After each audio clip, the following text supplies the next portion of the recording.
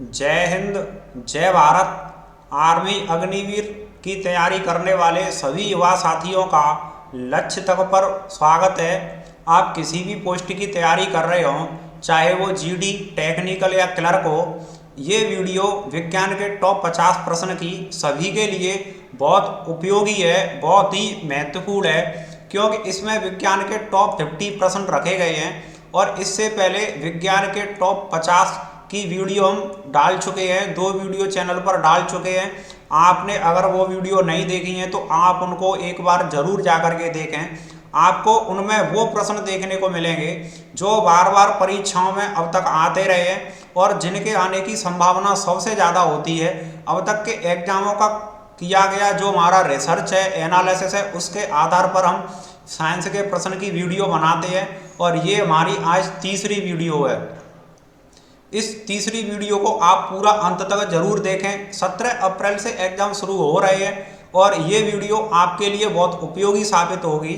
उम्मीद है जब आप एग्जाम देने जाएंगे तो इसमें से ज़्यादा प्रश्न आपको देखने को मिलेंगे।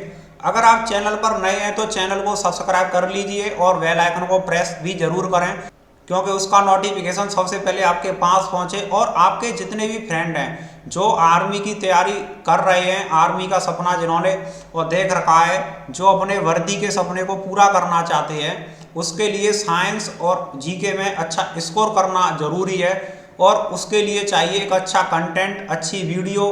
तो वही काम हम आपके लिए कर रहे हैं, तो आप उनको जरूर इस वीडियो का लिंक शेयर करें और लाइक करना ना भूलें। दोस्तों, शुरुआत करते हैं हम पहले प्रश्न से।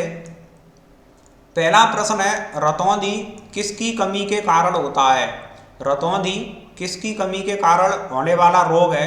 इसका उत्तर होगा option number A, vitamin A की कमी से होने वाला रोग है रतौंधी। विटामिन ए की कमी से कौन सा रोग होता है? रतौंधी होता है। सी की कमी से स्कर्वी होता है, याद रखें।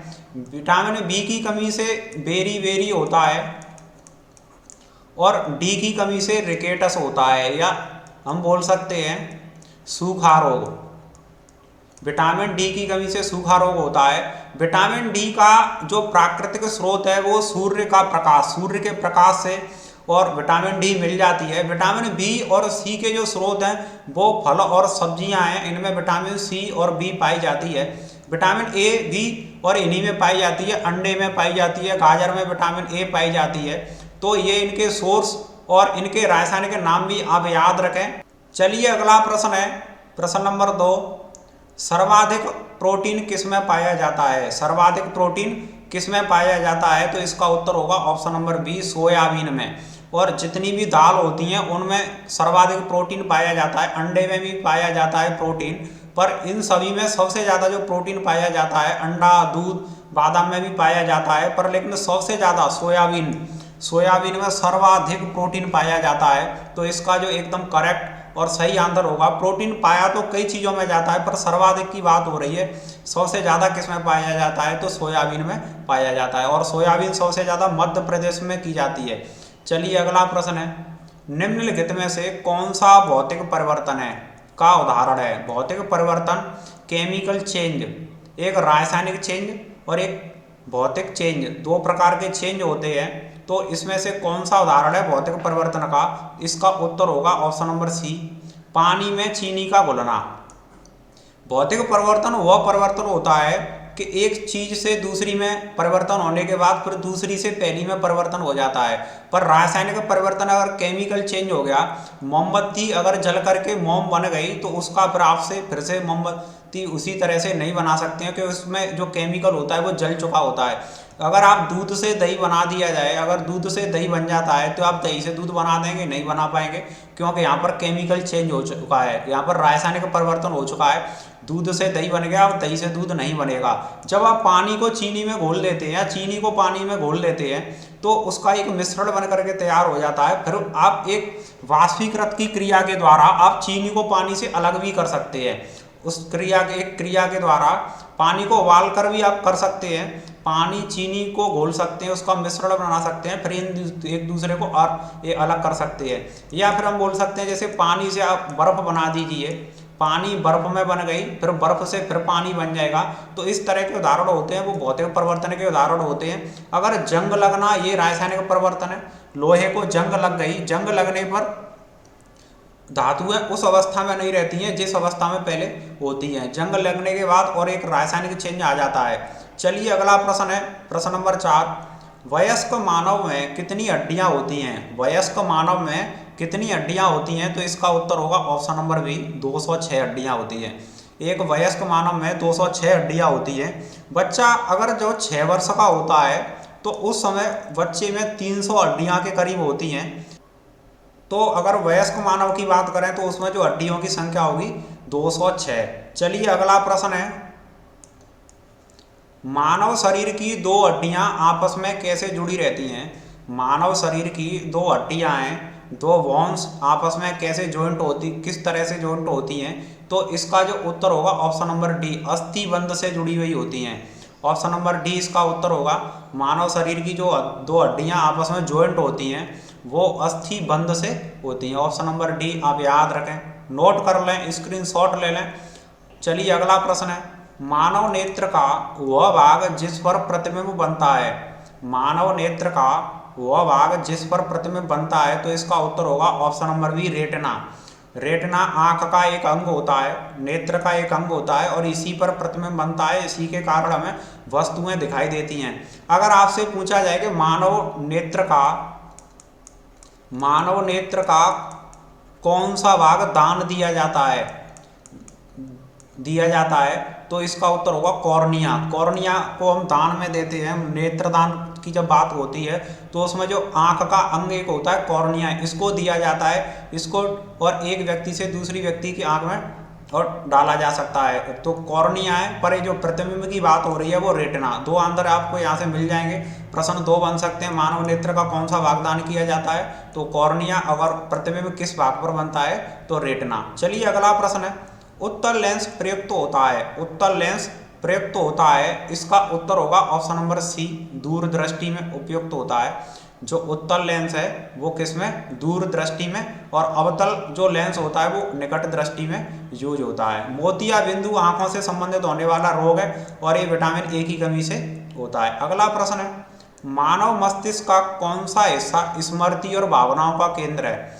अगला प्रश्न नंबर 8, मानव मस्तिष्क का कौन सा हिस्सा स्मृति, मेमोरी और ये जो इमोशंस होते हैं, भावनाओं का सेंटर माना जाता है, तो इसका उत्तर होगा option number B, cerebrum. Cerebrum को स्मृति और भावनाओं का केंद्र माना जाता है। चलिए अगले प्रश्न है, प्रश्न नंबर 9 है, मानव के शरीर का सामान्य तापमान कितना माना जाता है, या सामान्य तापमान नॉर्मल टेम्परेचर कितना होता है, तो इसका उत्तर होगा option number C, 98.6 degree Fahrenheit. 98.6 degree Fahrenheit में बात हो रही है यहाँ, क्योंकि ऑप्शन एफ और एफ लगे हुए हैं, इसका मीन ये है कि फ़ारेनहाइट में ऑप्शन लगे हुए हैं। मानव शरीर का जो सामान्य तापमान, जो सामान्य ताप होता है वो 98.6 डिग्री फ़ारेनहाइट होता है। अगर वही बात हम करें सेल्सियस की, तो ये होता है 37 डिग्री सेल्सियस। सेल्सियस में बात करें तो 37 डिग्री सेल्सियस, और अगर हम बात करें फ़ारेनहाइट में तो हो जाता है 98.6 डिग्री फ़ारेनहाइट। चलिए अगला प्रश्न है, जीवन की इकाई है लाइफ ऑफ यूनिट या यूनिट ऑफ लाइफ। जीवन की इकाई क्या है, तो इसका उत्तर होगा ऑप्शन नंबर डी होगा, कोशिका को जीवन की इकाई माना जाता है।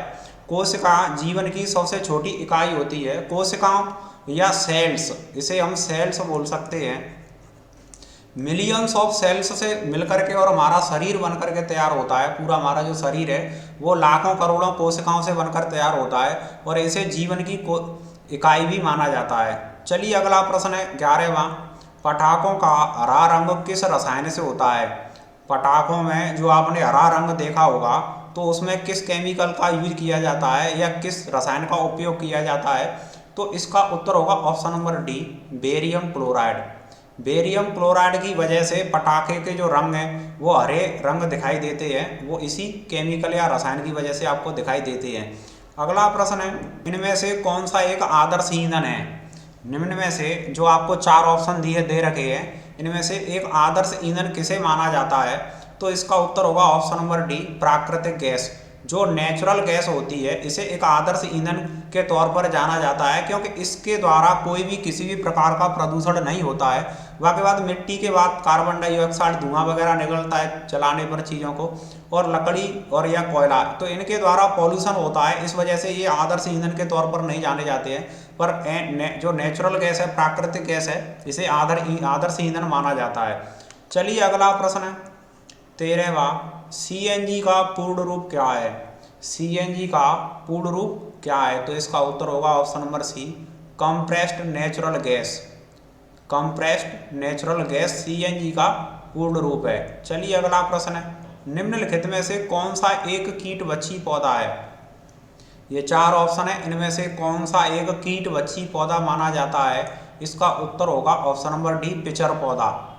पिचर पौधा एक कीटवच्छी पौधा माना जाता है, क्योंकि एक ऐसा पौधा होता है कि जो कीड़े मकोड़े और इसके पास में जब आते हैं तो ये उनको उसमें जब फंस जाते हैं तो ये उनको वहीं की वहीं निगल जाता है। इस वजह से इसे कीटवच्छी के तौर पर माना जाता है।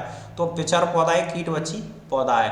चलिए अगला प्रश्न है 15वां, जल में घुलनशील विटामिन कौन से है? बहुत मोस्ट इंपॉर्टेंट प्रश्न है। जो विटामिन जल में घुल जाते हैं वो कौन से हैं? तो इसका उत्तर होगा option number C, vitamin B, C. फलों और सब्जियों में विटामिन बी और सी पाए जाते हैं। जब भी बोला जाता है कि जो हरी सब्जियां होती हैं उनको धोने पर और उनका जो विटामिन है वो निकल जाता है। अगर ज़्यादा से अगर आप उनको धो देंगे तो उनका जो विटामिन है वो निकल जाएगा, क्योंकि वो जल में घुलनशील होते हैं। इनमें से जो विटामिन है वो जल में घुल जाते हैं, तो इस वजह से जो विटामिन बी और सी है वो जल में घुलनशील होते हैं। और उसके बाद विटामिन ए, के, ई और डी, ये जो चारों विटामिन होते हैं ये वसा में घुलनशील होते हैं, वसा में। जभी तो बोलते हैं ज़्यादा उबालने पर सब्जियों को ढककर अगर रख देते, अगर खुला छोड़ देते हैं तो उससे जो विटामिन है वो उड़ जाती हैं। तो उसका यही है, क्योंकि ये वसा, क्योंकि जब सब्जी बनाते हैं तो आप उसमें और वसा का यूज करते हैं, तेल है उसका यूज करते हैं, सरसों का तेल हो या और अन्य किसी चीज़ का तेल हो, तो उसका अगर आप यूज करते हैं तो उसमें जो वसा होती है उसमें ये विटामिन है वो घुल जाती हैं। अगर आप उसे खुला छोड़ देंगे तो उसमें जो विटामिन है वो उड़ जाएंगे। तो आप याद रखें, के ई डी ए, कीड़ा बोल सकते हैं, ए की ए डी। तो ये जो विटामिन है ये वसा में घुलनशील हैं, और विटामिन और बी और सी होते हैं ये जल में घुलनशील विटामिन होते हैं। अगला प्रश्न है, मानव शरीर की सबसे छोटी ग्रंथि कौन सी है?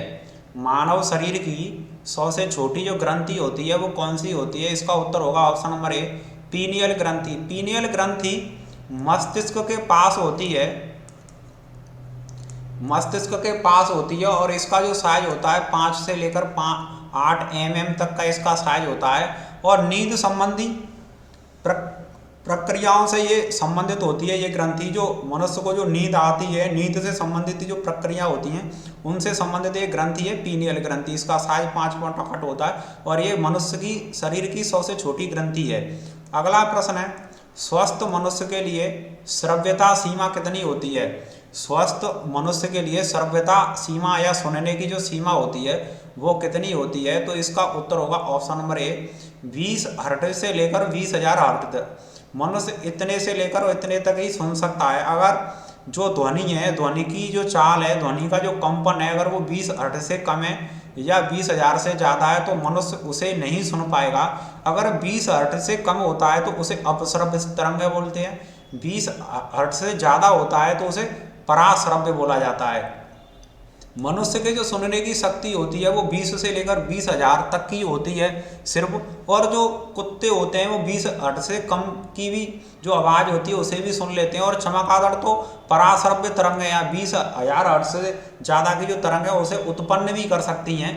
तो स्वस्थ मनुष्य के लिए श्रव्यता सीमा आप याद रखें 20 हर्ट्ज से लेकर के 20,000 हर्ट्ज तक, ये आप इसे याद रखें। और जो ध्वनि है उसे डेसिबल में मापा जाता है। अगला प्रश्न है, ध्वनि की प्रबलता और तीव्रता निर्भर करती है। ध्वनि की प्रबलता और तीव्रता किस पर निर्भर करती है? तो इसका उत्तर होगा ऑप्शन नंबर ए, ध्वनि तरंग के आयाम पर। जो ध्वनि जो साउंड की जो वेव्स हैं उनका जो आयाम है उस पर डिपेंड करती है ये ध्वनि की तीव्रता और प्रबलता, उसी पर डिपेंड करेगी कि कितने आयाम से जो वेव्स आ रही हैं वो कितने आयाम से आ रही हैं। चलिए अगला प्रश्न है, किस रंग का विचलन कोण सबसे कम होता है? किस रंग का विचलन कोण या किस रंग का विचलन सबसे कम होता है? इसका उत्तर होगा ऑप्शन नंबर सी, लाल। लाल जो रंग है इसका विचलन सबसे कम होता है। अगर वहीं हम बात करें सबसे ज़्यादा विचलन होने वाला रंग कौन सा है, तो वो होगा बैंगनी।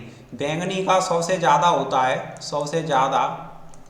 और जो सबसे कम विचलन होता है वो लाल, सबसे ज़्यादा विचलन होता है वो बैंगनी। अगला प्रश्न, वाहनों में पीछे देखने के लिए कौन सा एक दर्पण उपयोग किया जाता है? वाहनों में जो शीशा लगा हुआ होता है उसमें पीछे देखने के लिए कौन सा दर्पण और इस्तेमाल में किया जाता है? तो इसका उत्तर होगा ऑप्शन नंबर ए, उत्तल दर्पण। गोली दर्पण में भी दो प्रकार के दर्पण होते हैं, उत्तल और दर्पण। तो उसी में से जो उत्तल होता है उसका यूज किया जाता है, तो इस वजह से इसका जो उत्तर होगा उत्तल दर्पण वाहनों में पीछे देखने के लिए और इसे यूज किया जाता है। अगला प्रश्न है, न्यूटन के गति के प्रथम नियम को क्या कहा जाता है? न्यूटन के 3 गति के जो नियम हैं उसमें से जो प्रथम नियम है उसे क्या कहा जाता है? तो इसका उत्तर होगा ऑप्शन नंबर बी, जड़त्व का नियम कहा जाता है। जड़त्व का नियम, अगर कोई वस्तु विराम अवस्था में तो वो विराम अवस्था में ही रहेगी जब तक उस पर कोई बाह्य बल न लगाया जाए, तो ये इसे जड़त्व के नियम से जाना जाता है और ये न्यूटन का प्रथम नियम से संबंधित है, या इसी नियम को जड़त्व का नियम कहते हैं। प्रश्न नंबर 22 है, पित्त रस या बाइल जूस किसके द्वारा स्रावित होता है? जो पित्त रस है वो किसके द्वारा स्रावित होता है? तो इसका उत्तर होगा यकृत। लीवर के द्वारा, यकृत के द्वारा पित्त रस वो स्रावित होता है, और स्रावित होने के बाद ये जो पित्ताशय होता है उसमें जाकर के स्टोर हो जाता है। यकृत है, लीवर से पित्त रस निकल करके, और जो पित्ताशय होता है पैनक्रिया, उसे हम इंग्लिश में पैनक्रिया बोलते हैं या पित्ताशय बोलते हैं, तो उसमें ये पित्त रस और स्टोर हो जाता है और यकृत से स्रावित होता है। चलिए अगला प्रश्न है, इनमें से कौन सा अंग मानव के पाचन तंत्र का हिस्सा है? इनमें से कौन सा अंग मानव का जो पाचन तंत्र जो शुरू होता है वो मुख गुहा से स्टार्ट होता है और बड़ी आंत तक, छोटी आंत में, और जो भोजन है वो पूरी तरह से पच जाता है, उसका पाचन हो जाता है मुख गुहा से लेकर, और फिर जो फूड पाइप है वहाँ से लेकर के आपका स्टोमक, जैसे पेट हो गया, फिर छोटी आंत हो गई, इन सभी में जाकर के बड़ी आंत होती है और फिर बाहर निकल जाता है जो वेस्ट होता है। तो कौन सा अंग, जो 4 ऑप्शन इसमें लगे हुए हैं, वो पाचन तंत्र का हिस्सा होता है? तो इसका जो उत्तर होगा वो ऑप्शन नंबर बी, अग्नाशय। इसका जो उत्तर होगा वो ऑप्शन नंबर बी होगा, अग्नाशय। अगला प्रश्न है 24, पृथ्वी की सतह पर गुरुत्वीय त्वरण का मान कितना होता है? पृथ्वी की जो सतह होती है उस पर जो ग्रेविटेशनल फोर्स होता है, एक्सेलरेशन, जो ग्रेविटी जो होती है वो कितनी होती है? तो इसका उत्तर होगा ऑप्शन नंबर डी, 9.8 मीटर पर सेकंड स्क्वायर है। क्योंकि यहाँ टाइप करने में और एस पर स्क्वायर नहीं लग पाया था, इसीलिए हमने बाद में अभी लगाया, कोई दिक्कत नहीं है। और ये 9.8 मीटर पर सेकंड स्क्वायर, ये यहाँ पर 2 का है और ये सभी स्क्वायर लग रहे हैं, तो 9.8 मीटर पर सेकंड स्क्वायर ये पृथ्वी, अर्थ की जो सरफेस होती है उस पर ये ग्रेविटी होती है, इसे आप याद रखें। चलिए अगला प्रश्न है, किसका उपयोग खांसी की दवाई में किया जाता है? खांसी की जो दवाई है, सिरप जो होता है, उसमें किसका उपयोग किया जाता है? इसका उत्तर होगा एथेनॉल। एथेनॉल का यूज किया जाता है। एथेनॉल गन्ना से भी प्राप्त किया जाता है और इसका उपयोग ईंधन में भी किया जाता है। अगला प्रश्न है, पक्षियों के अध्ययन को क्या कहा जाता है? पक्षियों के अध्ययन को क्या कहा जाता है? तो इसका जो उत्तर होगा ऑप्शन नंबर सी, पक्षी विज्ञान कहा जाता है। पक्षी विज्ञान, पक्षियों के अध्ययन को पक्षी विज्ञान कहा जाता है। बीमारी या रोगों के अध्ययन को रोग विज्ञान के नाम से जाना जाता है, और जो वायरस से संबंधित जो रोग हैं उनको वायरोलॉजी के अध्ययन में रखा जाता है, और जो शरीर का विज्ञान है ये इसमें रखा जाता है। तो पक्षियों से संबंधित पक्षी विज्ञान। चलिए अगला प्रश्न है, मानव शरीर में कितने गुणसूत्र होते हैं? क्रोमोसोम की संख्या कितनी होती है? गुणसूत्रों की संख्या कितनी होती है? इसका उत्तर होगा ऑप्शन नंबर डी, 46 होती है। मानव शरीर में जो क्रोमोसोम्स पाए जाते हैं, गुणसूत्र होते हैं, वो 46 होते हैं। अगला प्रश्न 28वां, कॉस्टिक सोडा का सूत्र है। कॉस्टिक सोडा का सूत्र क्या है? तो इसका उत्तर ऑप्शन नंबर ए होगा, NaOH, सोडियम हाइड्रोक्साइड, ये इस कॉस्टिक सोडा का सूत्र होता है, NaOH। चलिए, और ये NaCl होता है, ये नमक का सूत्र होता है। अगला प्रश्न है, ये प्रश्न आर्मी जीडी से लेकर एसएससी जीडी, यूपीएसआई से लेकर यूपीएससी तक, पीसीएस तक ये प्रश्न, और प्रीलिम्स के जो एग्जाम होते हैं उनमें और सीजीएल वगैरह में भी प्रश्न पूछा जाता रहता है, क्योंकि ये बहुत मोस्ट इंपोर्टेंट प्रश्न है। भोपाल गैस त्रासदी, एक बहुत बड़ी त्रासदी हुई थी भोपाल, जो मध्य प्रदेश की राजधानी है। तो यहाँ प्रश्न है कि के लिए कौन सी गैस जिम्मेदार थी। भोपाल गैस त्रासदी कब हुई थी, प्रश्न ये भी बन करके आता है। अगर आपसे पूछा जाए कि भोपाल गैस त्रासदी कब हुई थी, तो इसका जो उत्तर होगा वो ऑप्शन नंबर 1984 में हुई थी। पर इसके लिए कौन सी गैस जिम्मेदार थी, तो इसका जो उत्तर होगा option number B, methyl isocyanate. Methyl isocyanate gas थी, और इसके रिसाव के कारण और वहाँ पर करीब हजारों लोगों की मृत्यु हो गई थी। वहाँ पर एक प्लांट था और उसमें से इस गैस का रिसाव हुआ भोपाल में, मध्य प्रदेश की राजधानी 1984 में, जिससे और भारी तबाही देखने को मिली और दशकों बाद भी इसका असर देखने को मिलता रहा। और 1984 की ये बात है। चलिए अगला प्रश्न है 30वां। निम्नलिखित में से कौन ऑक्सीकृत रक्त को हृदय से शरीर के अन्य भागों में पहुंचाता है। ऑक्सीकृत रक्त, ब्लड जिसमें ऑक्सीजन मिल गया है, ऑक्सीजन मिला हुआ है, जब हम सांस लेते हैं, जब हम ब्रीथिंग करते हैं, जब इनहेल करते हैं, जब आप ऑक्सीजन लेते हैं तो ऑक्सीजन जो है वो फेफड़ों में जाता है और वहाँ पर जाकर के रक्त में मिल जाता है। फिर उसके बाद जो आगे जाता है हृदय से, जो हार्ट में पहुँच जाता है, हृदय में से अन्य भागों में पहुँचाने का काम कौन करता है, तो इसका उत्तर होगा ऑप्शन नंबर बी, धमनियाँ। धमनियाँ ये काम करती हैं। जो ऑक्सीकृत रक्त है उसे शरीर के हर एक अंग, एक एक सेल तक पहुंचाने का जो कार्य होता है उसे धमनियां करती हैं। और वहां पर जो कार्बन डाइऑक्साइड युक्त जो रक्त होता है उसे बाहर, जिसके बाद वो हृदय में आता है और उसके बाद कार्बन डाइऑक्साइड हम रिलीज कर देते हैं, तो उसका काम नसें करती हैं। तो ऑक्सीकृत जिसमें O2 ऑक्सीजन मिला हुआ है, O2 ऑक्सीजन मिला हुआ है, रक्त को हृदय से शरीर के अन्य भागों में पहुंचाने का कार्य कौन करती हैं, धमनियां। अगला प्रश्न है, इंद्रधनुष में कितने रंग होते हैं। इंद्रधनुष में कितने रंग होते हैं, तो इसे तो आप जानते ही होंगे, 7 रंग होते हैं इंद्रधनुष में।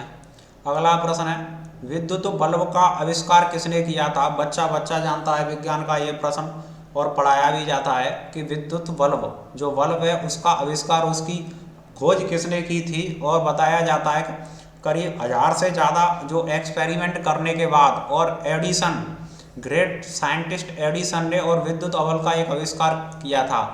तो इसका उत्तर ऑप्शन नंबर बी होगा, विद्युत बल्ब का आविष्कार किसने किया, एडिसन ने। चलिए अगला प्रश्न है 33वां। शक्ति का एसआई मात्रक क्या है। शक्ति का जो पावर होती है उसकी जो एसआई यूनिट है वो क्या होती है।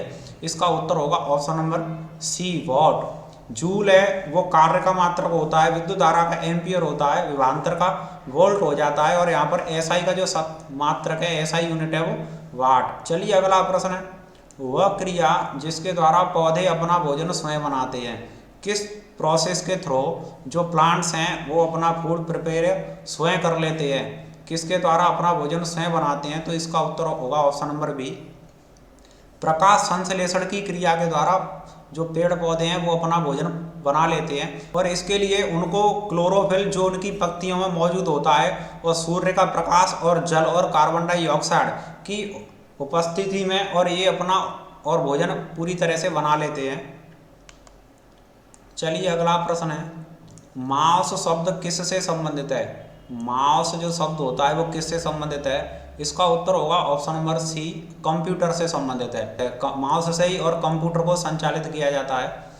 अगला प्रश्न है, HIV निम्न में से किस रोग से संबंधित है। जो HIV है ये किस रोग से संबंधित है। इसका उत्तर ऑप्शन नंबर सी होगा, एड्स, इससे संबंधित है HIV। अगला प्रश्न है, पेनिसिलिन की खोज किसने की थी। पेनिसिलिन की खोज किसने की थी। इसका उत्तर ऑप्शन नंबर सी होगा, अलेक्जेंडर फ्लेमिंग। अलेक्जेंडर फ्लेमिंग के द्वारा पेनिसिलिन की खोज की गई थी। अगला प्रश्न है, मानव शरीर की सबसे लंबी अस्थि कौन सी है। मानव शरीर की सबसे लंबी अस्थि या हड्डी कौन सी है, तो ये उत्तर होगा ऑप्शन नंबर ए, फीमर। जो जांग की हड्डी होती है, घुटने से लेकर जांग तक की जो हड्डी होती है सबसे बड़ी हड्डी होती है, जिसे हम फीमर भी बोलते हैं। ये मनुष्य शरीर की सबसे लंबी अस्थि होती है। अगला प्रश्न है, निम्नलिखित में से विटामिन ए का सबसे अच्छा स्रोत कौन सा है? विटामिन ए का सबसे अच्छा जो स्रोत है वो गाजर, आँखों की रोशनी के लिए बहुत मोस्ट इम्पोर्टेंट होता है ये विटामिन ए, और इसमें गाजर में सबसे ज़्यादा विटामिन ए पाया जाता है। और यहाँ पर बात करें संतरा, इसमें सी, खट्टे जो फल होते हैं उनमें और विटामिन सी पाया जाता है। आंवला में भी विटामिन सी पाया जाता है। चलिए अगला प्रश्न है, सोनार में हम उपयोग करते हैं। जो सोनार होता है समुद्र में जो पड़ी हुई चीज़ें उनका पता लगाने में, पनडुब्बियों का पता लगाने में, या खोई हुई चीज़ का पता लगाने में, जो समुद्र है पानी में गहराई में कोई चीज़ होती है उसका पता लगाने के लिए हम सोनार का उपयोग करते हैं। पर इसमें किस तरह की किरणें या तरंगें उपयोग में लाई जाती हैं? तो इसका उत्तर होगा पराश्रव्य, अल्ट्रा जो वेव्स होती हैं उनका यूज किया जाता है सोनार में। अगला प्रश्न 41वां, लाल रक्त कोशिकाओं का उत्पादन किसमें होता है? जो लाल रक्त कोशिकाएं होती हैं इनको हम आरबीसी, रेड ब्लड सेल या लाल रक्त कोशिकाएं, इनका उत्पादन किसमें होता है? तो इसका जो उत्तर होगा वो ऑप्शन नंबर डी, अस्थि मज्जा में होता है। अस्थि मज्जा में लाल रक्त कोशिकाओं का उत्पादन होता है। अगला प्रश्न 42वां, शरीर की सबसे मजबूत मांसपेशी कौन सी है? शरीर की सबसे जो स्ट्रॉन्ग जो मसल्स वो कौन सी है या किस अंग की होती है? तो इसका उत्तर होगा ऑप्शन नंबर बी, जबड़ा। जबड़ा की जो मांसपेशी होती है वो सबसे मजबूत होती है, इसे आप याद रखें। अगला प्रश्न है, ओजोन का सूत्र क्या है? ओजोन का सूत्र क्या है? तो इसका उत्तर होगा ऑप्शन नंबर सी, O3।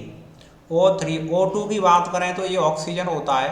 O2 की बात करें ये ऑक्सीजन होता है, और इसमें एक O का, ऑक्सीजन का एक एटम और ऐड करने पर O3 बन जाएगा, तो यहाँ पर ये ओजोन बन जाता है। और ये जो ओजोन परत है, ओजोन जो लेयर है, सूर्य से आने वाली हानिकारक पराबैंगनी किरणों को और ये ओजोन परत रोक देती है वापस और भेज देती है, जिससे कि वो पृथ्वी तक नहीं आ पाती हैं।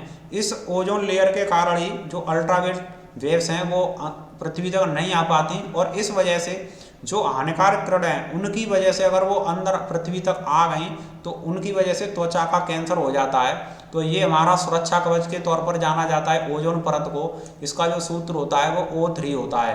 अगला प्रश्न 44वां, सूर्य के प्रकाश में 7 रंगीन किरणों को कौन से रूप में जाना जाता है? सूर्य के प्रकाश में जो 7 रंगीन जो 7 कलर होते हैं इनको किस रूप में जाना जाता है? तो इसका उत्तर होगा ऑप्शन नंबर बी, विवग्योर। इसका उत्तर होगा ऑप्शन नंबर बी, विवग्योर के तौर पर जाना जाता है। ये फॉर्मूला आपने 10th में भी याद किया होगा। निम्नलिखित में से कौन सा एक दृष्टि भ्रम है? इसका उत्तर होगा ऑप्शन नंबर सी, मृग तृष्णा। मृग तृष्णा या मृग मरीचिका भी इसे बोलते हैं। रेगिस्तान में जाने पर आपको पता लगेगा जब धूप निकल रही हो दिन के समय में कि एक तालाब या झील आपको दिखाई दे रही है या पानी भरा हुआ प्रतीत हो रहा है, पर लेकिन ऐसा होता नहीं है। प्रकाश के पूर्ण आंतरिक परावर्तन के कारण और वो मृग मरीचिका बन चुकी होती है या मृग तृष्णा। ये एक दृष्टि भ्रम होता है जो दिखाई देता है पर वो होता नहीं है। अगला प्रश्न 46वां, वाहनों की गति मापने के लिए प्रयुक्त यंत्र कौन सा है? वाहन की गति मापने के लिए, स्पीड मापने के लिए किस यंत्र का उपयोग किया जाता है? इसका उत्तर होगा ऑप्शन नंबर सी, स्पीडोमीटर। इस यंत्र का उपयोग किया जाता है। अगला प्रश्न 47वां है, वॉशिंग मशीन में कपड़ों को सुखाने के लिए उत्तरदायी बल कौन सा है? वॉशिंग मशीन में कपड़े सुखाए जाते हैं तो उनके लिए कौन सा फोर्स काम करता है? इसका उत्तर होगा ऑप्शन नंबर बी, अपकेंद्री बल। अपकेंद्री बल उत्तरदायी होता है। अगला प्रश्न, ग्रीन हाउस गैस की प्रमुख गैस कौन सी है? ग्रीन हाउस इफेक्ट में कई गैसें होती हैं, पर इसमें से सबसे प्रमुख आपसे पूछी गई है तो इसका उत्तर ऑप्शन नंबर सी होगा, कार्बन डाइऑक्साइड। ये सबसे प्रमुख गैस होती है जो ग्रीन हाउस गैसें होती हैं। वैसे तो ग्रीन हाउस जो गैस हैं उसमें chlorofluorocarbon, carbon dioxide, nitrous oxide, methane, ये सभी गैसें होती हैं, पर इसमें सबसे जो प्रमुख है वो कार्बन डाइऑक्साइड है, क्योंकि ये ज़्यादा मात्रा में होती है। चलिए अगला प्रश्न है, चांदी की वस्तुएं वायु के संपर्क में आने के बाद काली हो जाती हैं, क्यों? चांदी की वस्तुएं वायु में आने के बाद एक अभिक्रिया करने लगती हैं और उसके बाद वो काली पड़ जाती हैं, पर वो किस गैस के साथ और अभिक्रिया करती हैं? इसका उत्तर होगा ऑप्शन नंबर बी, सल्फर के साथ करती हैं। सल्फर के संपर्क में जैसे ये और चांदी की वस्तुएं आती हैं वो काली पड़ने लगती हैं। इसका उत्तर ऑप्शन नंबर बी आप याद रखें। और 50वां और अंतिमवां जो प्रश्न है, आकाश का नीला दिखाई देने का कारण क्या है? आकाश नीला दिखाई देता है? इसका उत्तर होगा ऑप्शन नंबर बी, प्रकाश के प्रकीर्णन के कारण। प्रकाश के प्रकीर्णन के कारण और आकाश का जो रंग है वो नीला दिखाई देता है। सूर्य से आने वाला जो प्रकाश है, जो वायुमंडल में जो वायु है वो गैसों का मिक्सर है, उसमें धूल के कण भी हैं, अन्य गैसें भी हैं, उनसे जो प्रकाश है वो चारों तरफ फैल जाता है और उस वजह से जो आकाश का जो रंग है वो नीला दिखाई देने लगता है। ऐसा होता है, प्रकाश के प्रकीर्णन के कारण होता है। एक पिछली वीडियो का डाउट था, पिछली वीडियो का एक प्रश्न का डाउट था कि जो फलों को पकाने के लिए किस गैस या रसायन का इस्तेमाल किया जाता है, तो हम आपको बता दें, फलों को पकाने के लिए बहुत सारे रसायन केमिकल्स का यूज किया जाता है।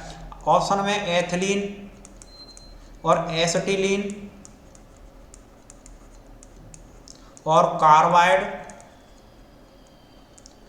ये इसे कैल्शियम कार्बाइड भी बोलते हैं। अगर ये हैं तो इन सभी का इस्तेमाल फलों को पकाने के लिए किया जाता है। एसिटिलीन का भी, एथिलीन का भी और फलों को पकाने के लिए किया जाता है। जब हमने उसमें कार्बाइड, कैल्शियम कार्बाइड किया था, वो एकदम करेक्ट आंसर था, वो भी करेक्ट था और एथिलीन भी करेक्ट होगा। जो कार्बाइड है, आम को पकाने के लिए जो सबसे बेहतर कारगर जो तरीका है वो कार्बाइड, कैल्शियम कार्बाइड का इस्तेमाल करना।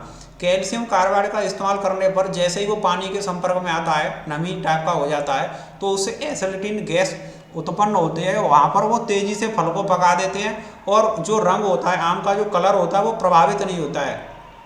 उससे ऐसा दिखाई देता है कि ये एकदम प्राकृतिक तौर पर पक कर के आया है आमों को पकाने के लिए। और कुछ देशों में कैल्शियम कार्बाइड का इस्तेमाल ज़्यादा से ज़्यादा किया जाता है। आपने एथिलीन पढ़ा होगा, वो एकदम करेक्ट आंसर है वो भी, पर हमने कैल्शियम कार्बाइड उसमें बता दिया था, ये भी एकदम करेक्ट आंसर है।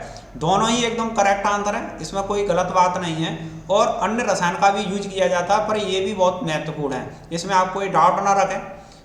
तो उम्मीद है ये आपको समझ में आया होगा। साइंस के टॉप 50 की ये हमारी तीसरी वीडियो थी। पिछली वीडियो में भी हमने बहुत मोस्ट इम्पोर्टेंट प्रश्न रखे थे, हम पूरा रिसर्च एनालिसिस करके प्रश्न को रखते हैं अब तक के आए हुए एग्जामों के आधार पर। और उम्मीद है ये भी वीडियो आपके लिए बहुत उपयोगी साबित होंगी। तीनों वीडियो को आप जरूर देखें और साइंस से और जो अन्य महत्वपूर्ण प्रश्न रह गए हैं उनके लिए भी हम वीडियो जरूर बनाएंगे।